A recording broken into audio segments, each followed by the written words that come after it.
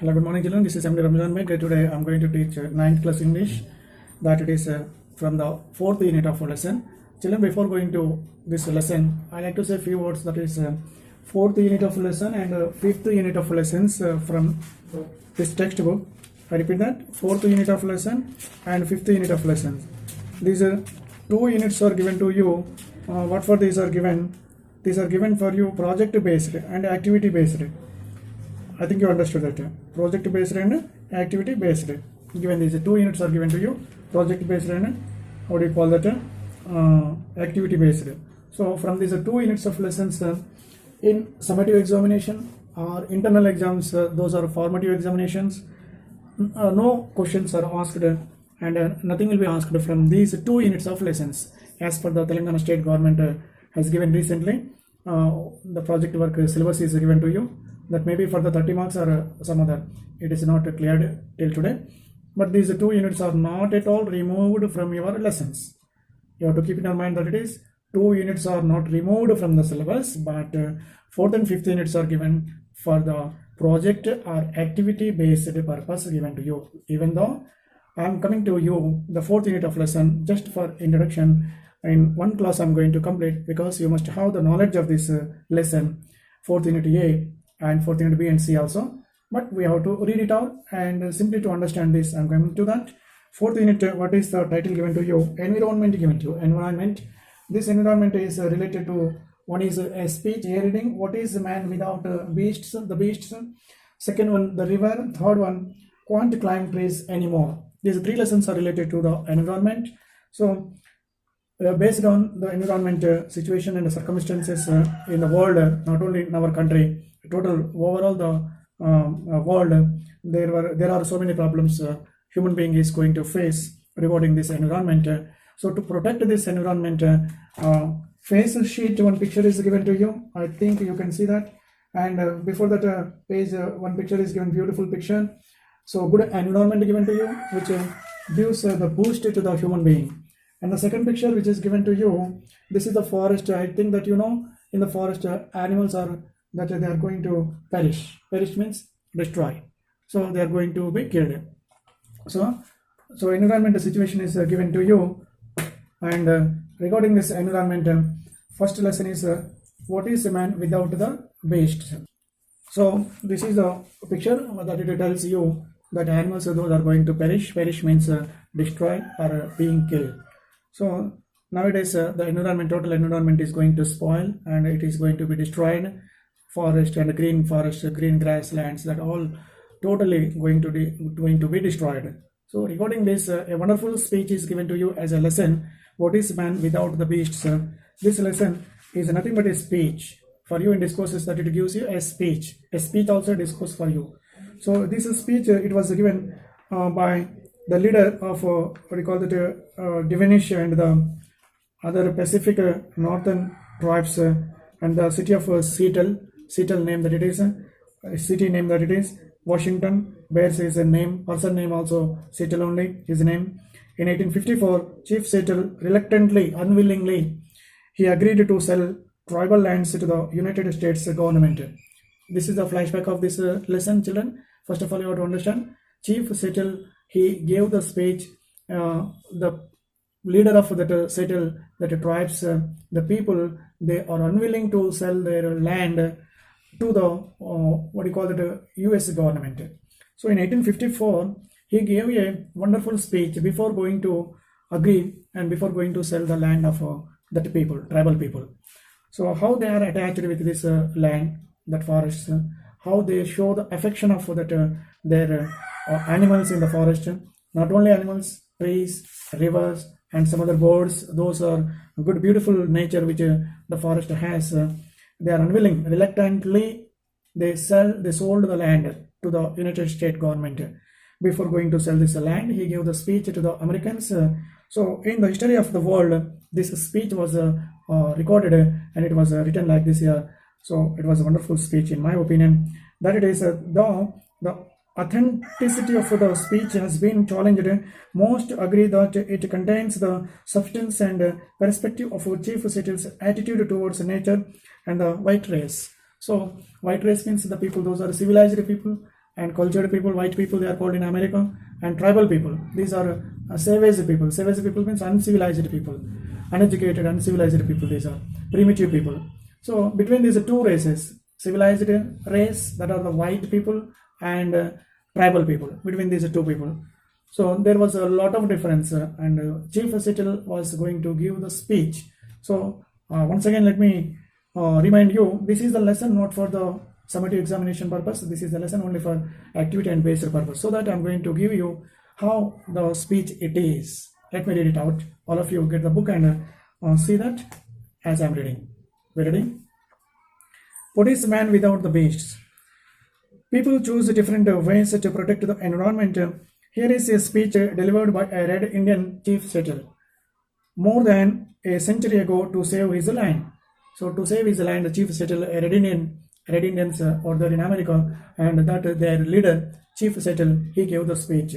Let me see that. Let us see that speech. Chief, not to start it here. Chief Settle became world famous for a moving speech. Moving speech. This is a phrase you see that which changes the hearts. Moving speech, powerful speech. Speech he made in 1854, just before his lands were taken from him and his people. Settle's words resonate very well in the environmental community, and or in fact considered to be something like a gospel of the greens. So that it is also a phrase, a gospel of the greens, it is given to you. So this is a great speech. So that let us go to the speech what he gave. Let us start. How can you buy or sell the sky, the warmth of the land? The idea is strange to us. If we do not own the freshness of air and the sparkle of water, how can you buy them from us? He is asking the question. Air, water, these it is not possible to sell in those days. And that is why he is asking the question to the people, is it possible to sell this land and air and water? Every part of the earth is sacred to my people, not scared. And every shining pine needle, every sandy shore, every mist in the dark woods, every clear and humming insect are holy in the memory and experience of my people. The sap which courses through the trees carries the memory and experience of my people. The sap which courses through the trees carries the memories of the red man. So every part of that forest, river, tree, branch, everything that it is a plant, everything is a part of their life. So that what is it telling? That they are the memories of the red man. The forest which belongs to the red people, that every part, every inch and every corner of that forest belongs to the red man. We are a part of the earth and it is a part of us. The perfumed flowers are our sisters, the deer, the horse, the great eagle, these are our brothers. The rocky crests, the juices in the meadows, the body heat of the pony and the man, all being to the same family. So when the great chief in Washington sends a word that he wishes to buy our land, he asks much of us. The great white chief sends a word that he will reserve us a place so that we can live comfortably to ourselves. He will be our father and we will be his children. So we will consider your offer to buy land, but it will not be easy, for this land is sacred to us. So that land is sacred, it is a holy place for them. So he was telling that, and they are also offering the people, white people, to buy this land. Next paragraph, you see that this shining water that moves in streams and rivers is not just water, but the blood of our ancestors. If we sell you land, you must remember that it is the sacred blood of our ancestors. If we sell you land, you must remember that it is sacred, and you must teach your children that it is sacred, and each ghostly reflection in the clear water of the lakes tells of events in the life of my people. The water's murmur is the voice of my father's father. So that water's murmur is the voice of his father's father. Not only that, everything teaches us something there. In the forest, that water, river, and animals, birds, that everything is a sacred. Sacred means it is a holy thing that for them. And that blood of that river which flows, that water, and it is sacred blood of their ancestors, belongs to their forefathers. Next paragraph you see, the rivers of our brothers quench our thirst. The rivers every carry our canoes and feed our children. If we sell our land, you must remember to teach your children that the rivers are our brothers and yours, and you must hereforth give the rivers the kindness that you would give my brother. So that rivers are compared with their brothers. If you give the respect to the rivers, if you show the kindness towards the rivers, automatically you are giving the respect and honoring their brothers and red Americans brothers. And the precious thing, what is the precious thing? You see that what he says that the air is precious to the red man. You see the next page here. And for all things share the same breath. The beast, the tree, the man, they all share the same breath. And the white man does not seem to notice the air he breathes. Like a man doing for many days, he is numb to the stench. But if we sell you our land, you must remember that air is precious to us. That air shares its spirit with all the life it supports. And the wind that gave our grandfather his first breath also receives his lost sigh. And if we sell you our land, you must keep it apart and sacred as a place where even the white man can go to taste the wind that is sweetened by the meadows flowers. So he is comparing the air. It is a very precious thing which gives the good smell that it is, and that it is their breathing, that it is their breath, fresh air which gives in the forest. Now, so we will consider you offer to buy our land. If we decided to accept, I will make one condition. The white man must treat the beasts of this land as his brothers. So beasts of the forest, those are there, that should be considered as their brothers. White man should consider these beasts of the forest as their brothers. What do you understand there? That means red Indians, that is chief settled tribal people, they have the much affection towards these people, towards these animals also.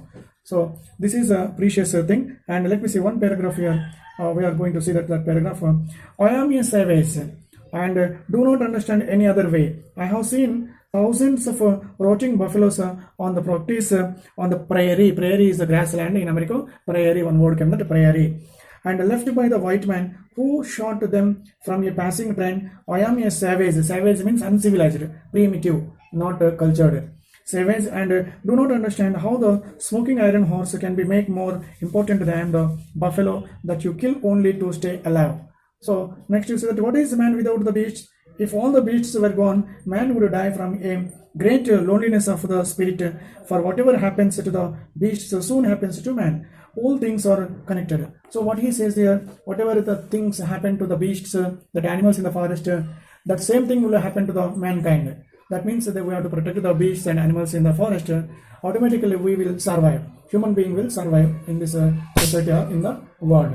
This is the remaining part of this lesson speech. Let us see in the next video.